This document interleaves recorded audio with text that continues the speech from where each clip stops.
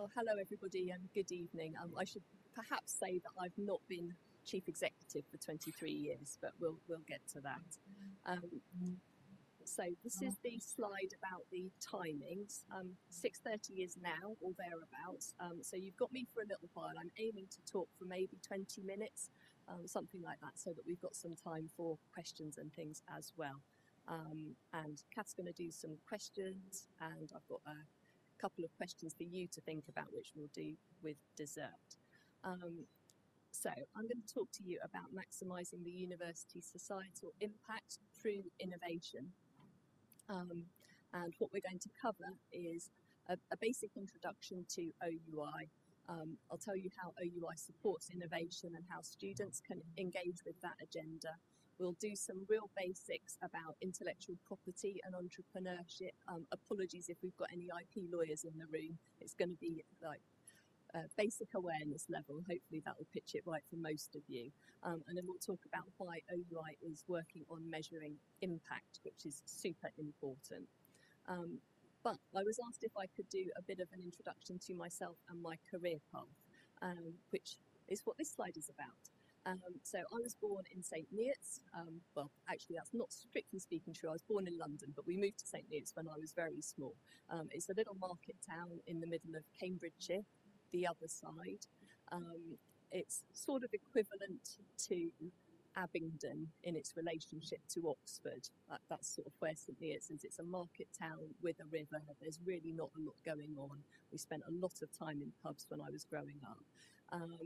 I did science A-levels.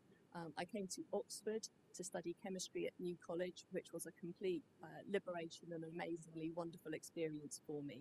And after my degree, I went to Bristol to do a PhD, and I did that because sort of two reasons. First was I wasn't really ready to stop being a student yet, is the honest truth of it. And secondly, I had in my head that I wanted a job in the chemical industry as an industrial research scientist. And I knew enough about the industry to know that you need a PhD, otherwise you hit a very solid glass ceiling. So I went to Bristol.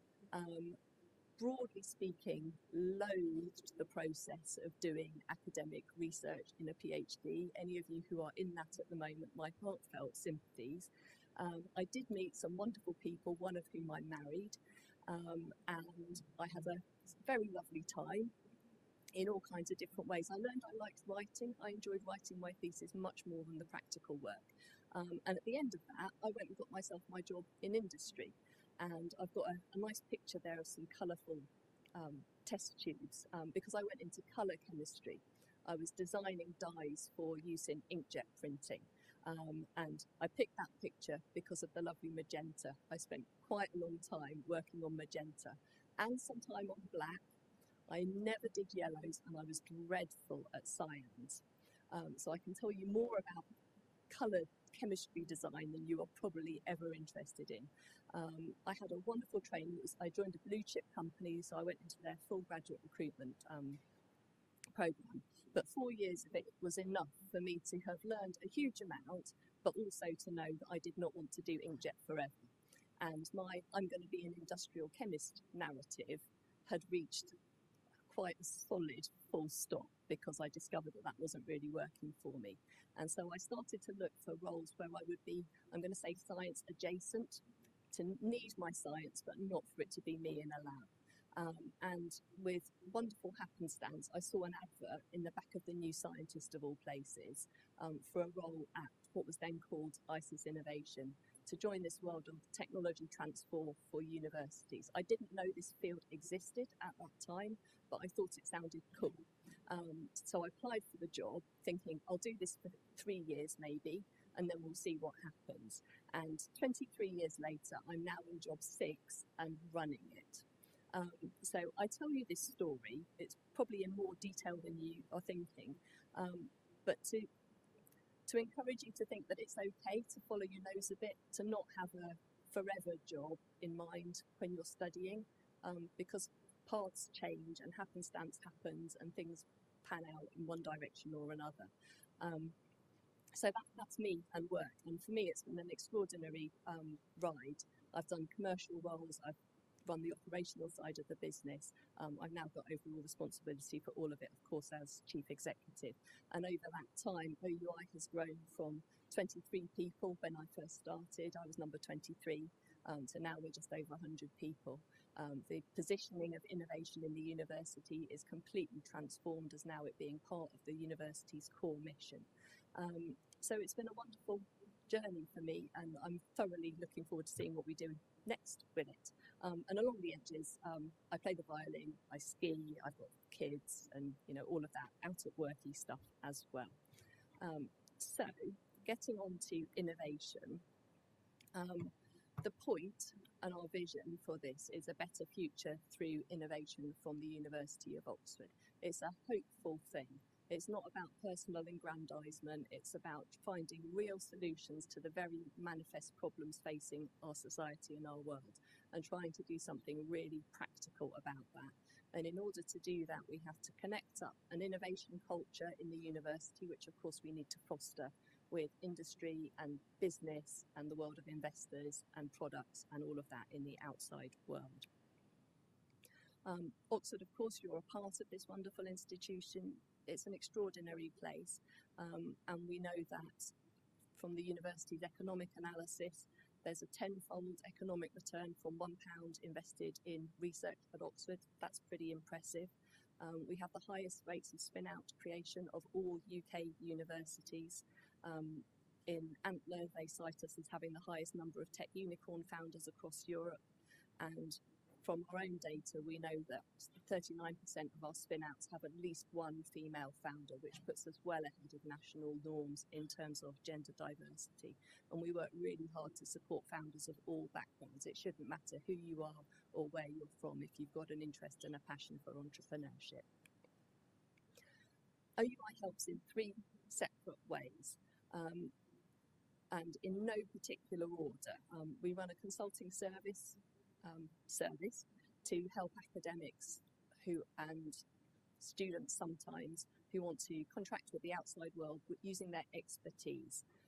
So this is about what's in their brain to help solve maybe technical problems, scientific advisory board, maybe expert witness type work, all manner of different things. Sometimes it's service work for companies from the outside to come and use the kit in departments. So that's consulting services. Licensing and ventures is all about intellectual property, and that's what we're going to spend most of our time talking about.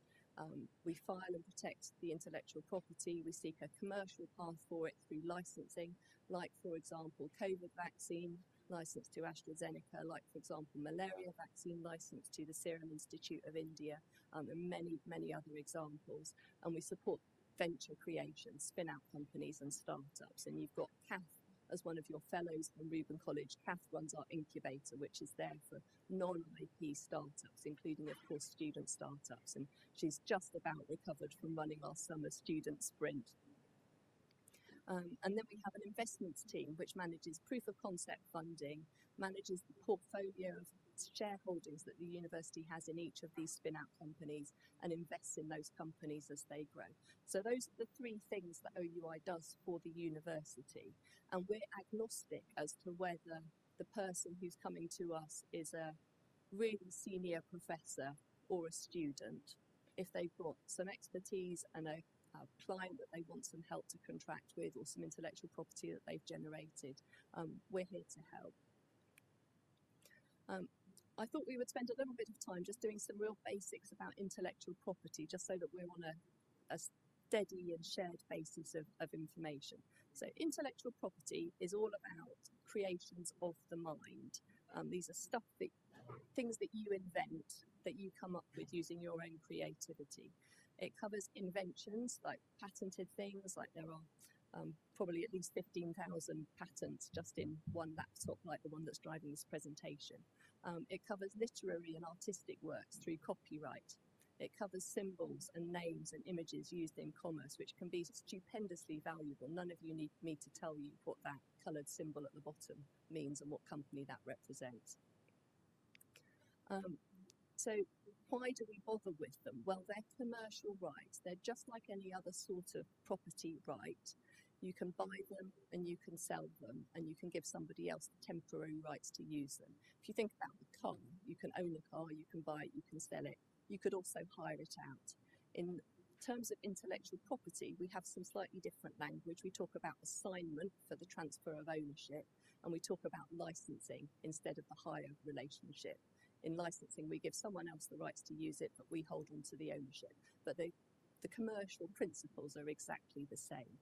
And the reason why these rights exist in the law is to enable the creators and the owners of that IP to benefit from their new and special thing. And there are different forms of intellectual property. Some of them you have to apply for and pay fees to the government, like a patent. It costs you money, then you get a 20-year legally enforceable monopoly right. Some of them just come into existence, like copyright is there because you wrote something down. You don't have to apply for it. So when we're going to commercialise some intellectual property, we have to think really carefully about who owns what and why. And there are lots of very good diligence questions to make sure that that's well understood. But one thing that I really want to emphasise to you is that you can only patent if you get the order of events right. If you publish first, there is no way in the world, well, there are some jurisdictions to be fair, but in Europe, you cannot patent after you've published. The patent application must be the first disclosure of that new thing to the world. So you have to get the order of events right. You can patent first and then publish, that's okay. But if you publish first, and by publication I include things like social media posts and paragraphs on departmental websites or abstracts to conferences, all of that is potentially publication. So we have to be quite careful about publication and make sure that we're having the conversation with OUI first to get the order of events right. So just thinking about the groundwork a little more, this is Alex. She's had some bright ideas, but she spent a bit of time in her common room or the pub bouncing some ideas around with her good buddies. Now, she may still think that it's still her idea, but those other people who were in the room while the ideas were getting played with, they may now think that they had co-created that with her. Okay, and at the early stage, that doesn't maybe matter too much. But any of you who've seen the film The Social Network will know that as these things become valuable, people can come out of the woodwork and go, steady on a minute, I had a part in that.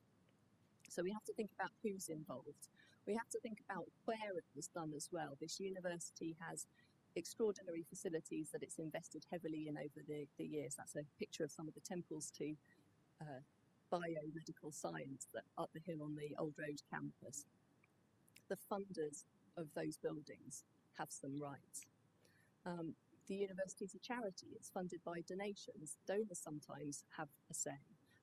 We're funded by medical charities. Maybe Alex's work used a vial of protein that came from some collaborators at the University of Birmingham. Now all of a sudden Birmingham has some rights in it. Maybe the thing was tested on some data from the NHS. So you can see how the story of an idea and those first bits of experimental work that turn it into something can actually not now be one person's thing, but draw in contributions from many people, and all of that needs to be thought about before we commercialise, because I promise you it's much worse if we start to try and unpick that later once it's worth something. Now, Alex may have many different motivations, and this is something that we see every day at OUI. People come into this world of innovation and commercialisation for a whole host of different reasons, and that's all okay. Sometimes it's just because it's interesting. Sometimes people are thinking about it as a career path.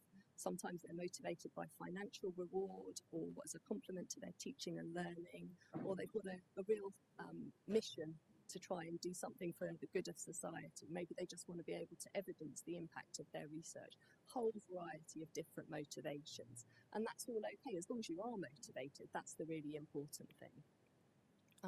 And of course, for some people in the university, it's specifically part of their job that they should be inventing and engaging in entrepreneurship and innovation. So let's talk for a few minutes about how this actually works in the university. The basis of the university's approach to intellectual property is a deal. There is reward for creation of intellectual property. If the ownership is claimed by the university is going to support that by paying the costs through OUI and providing practical support. and the revenues are shared with everybody who contributed to it, whether they're students or employees. So it's not a one-way theft, if I could put it like that. It's a deal. The university has the ownership so that it can be controlled and managed well, but the benefits are shared with everybody who is involved. And there is no cap on the revenue sharing. And if I say that to my colleagues in the corporate world, they fall off their chairs at this point. Their idea of a generous revenue sharing scheme is maybe £10,000 on the grant of a patent. And then I say, well, there's a percentage scheme in Oxford which gives a really significant, like tens of percent, it's not a tiny amount, tens of percent to the originators of that IP with no cap there. Wow, amazing. So that's how the money works. In terms of students, the intellectual property generated by a student is owned by the student and is not claimed by the university, except if that IP was created jointly with others, if the creators made a material use of facilities or equipment, and we're talking about like doing research in departments here, we're not talking about using emails and libraries. It's claimed if the research was subject to legal obligations to a third-party funder, or if the funding came directly from the university. Those are the circumstances when the university is going to claim. If you had an idea with your mates for, let's say, a new app for organising sports clubs or something, the university is going to have no interest in that whatsoever. It's a very, very easy conversation. If the person is an employee, the university claims ownership in some, but not all types of intellectual property, and only where related to the employment. So the claim is always bounded by the university and is much more generous, of course, for students than it is for employees. But irrespective of whether you're student or employee, if the university claims, the financial revenue sharing applies. Does that make sense? Now, if the route to the commercial world is through a company, the rules are also set out. So the university does not require equity in companies started by students unless university IP is involved for all the reasons that we've just discussed. The other way that the university could have equity in a student company is if the student chooses to come into CAT's incubator. Okay, and that's a 5% for an 18-month support package. And that's totally your choice. You're not obliged to use the incubator. It's there as an optional facility if you would like. Again, for employees, it's slightly different. The university's equity policy gives 80 or 90% to the founding individuals before any investment comes in. And the university's 20 or 10 is always fully dilutable. So as the investment comes in, the university's percentage goes down. So these are the facts that I'm giving you, and you'll find them laid out in the university's rulebook, in the regulations, in the policy pages. I am aware that these things are not necessarily the hearsay that circulates after hours as people are chatting, because the rules have changed over the years, and the community understanding of what the rulebook actually is some way behind where it really is. So I hope it's helpful for me to have set it out to you. And the university's average stake in spin-outs now is 17% pre-money, fully dilutable. So the way that I would encourage you to think about intellectual property is that it's an asset of the business. It's a tool that you can use to create and to leverage a commercial advantage, but it's not the only thing that's important. Team is important, business model is important, market is important, great execution is important, having the money, of course, to be able to do it and to be able to sustain the business is important. So the companies that I see get into difficulty take their eye off the long-term prize and start getting so paranoid about equity splits or who did what in the IP that they forget that we're trying to build a business here. Because if it's successful, there will be more than enough for everybody to go around. So I'd really encourage you, if you're thinking about going down this journey, to think fairly and early and accurately about who has participated. I'd like to spend the last few minutes just talking about impact, because if you remember at the very beginning I said it's all about a better future through innovation from the university. financial returns we can count quite easily, but a better future, societal impact, how do we actually measure those things? If that's the point, we'd better be able to count it and to be able to understand whether we're any good at it or not. Now, the university is measured on its impact through the government audit, the research excellence framework, and it's a part of our charitable mission, teaching, research and its dissemination by any means. We're talking about very practical dissemination. And for OUI, we have a really clear instruction from the university that the impact trumps the financial returns. We have to be able to keep the lights on. The university does absolutely expect a financial return from its intellectual property, make no mistake about that. But the impact is the purpose and the reason why we do this. So the way that most institutions have gone about impact reporting is through case studies and storytelling. And that's how the REF goes about it, the Research Excellence Framework. And case studies are really important. They're relatable, they're memorable. A couple of examples there of the malaria vaccine and a life science analytical technique that came out of the chemistry department. So stories are really important, but they're not sufficient for us as a collective university to be able to demonstrate our collective impact. So these are the questions that OUI has been wrangling with over the last few years. And we've decided to use the theory of change, which is a framework from the social sciences that sets out the sort of process flow, if you like, thinking about our inputs, the activities that we do to transform those inputs into outputs like licenses, consultancy contracts, companies created, and so on.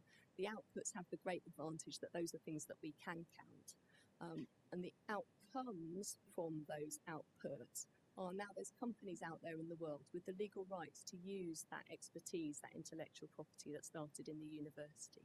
And eventually the impacts come from all the users, the little impacts, big and small, on the lives of individual people who are engaging with and using those products and services put out into the marketplace by those companies. Does that make sense? So it makes us realise that if we want to be able to measure impacts, we have to get the information from our spin-out companies, from our licensees. Now, we have a further problem, which is that Oxford's innovation activities are as broad and deep as the university's research interests, from classics all the way through to quantum computing and anything you can possibly imagine in between. So we asked our spin-out companies, and have done for several years now, to tell us which of the United Nations Sustainable Development Goals they align to. We've chosen this as a framework because it's globally recognised, globally bought into. It's not perfect, but it is something that everybody has a reasonably shared understanding of.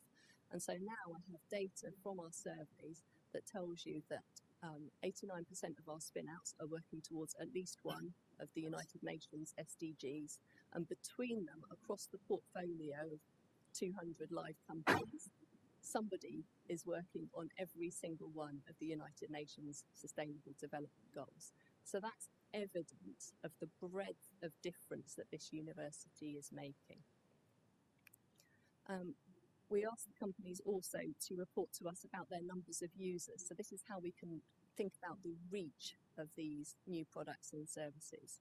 So across 60 different products and services out in the marketplace from the actually relatively small proportion of our spin-out companies that did the survey, we've got over 900 million users of those products and services. This is starting to be quite a material proportion of the world's population.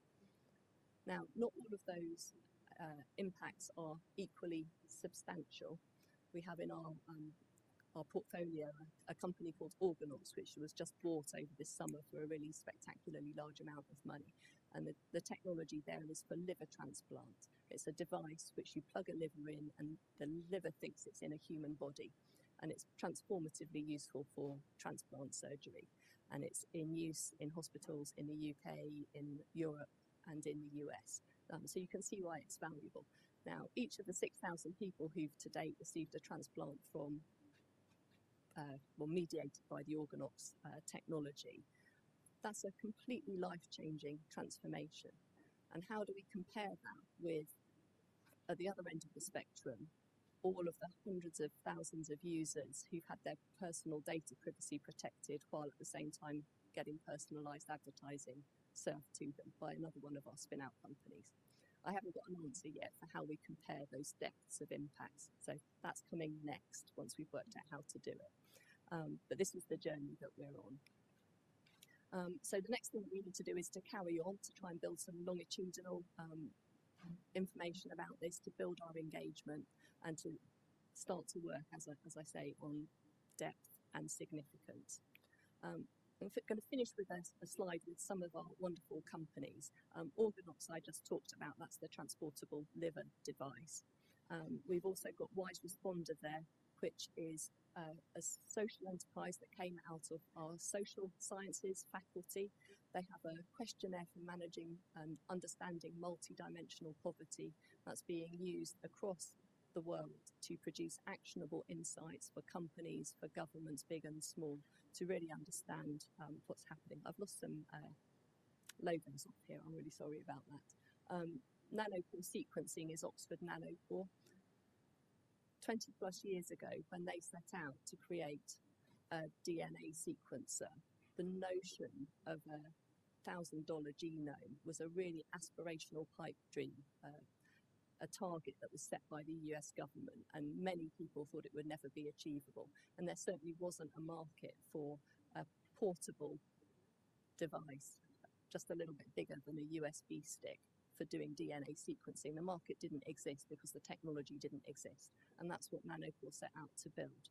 And now that little device, the MinION, is used for DNA sequencing. It was used to track the Ebola epidemic in West Africa. It was used to track COVID variants. It's done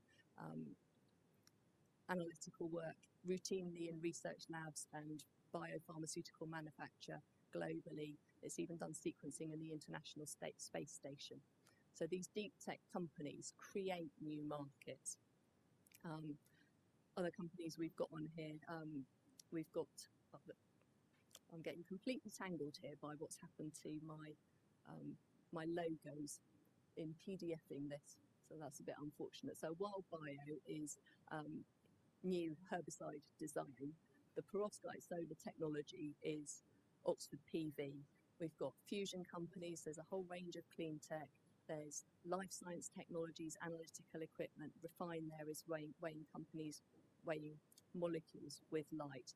Oxa is autonomous vehicles navigation. So I'm going to stop talking there, and I think we've got a bit of time for questions and then some dinner.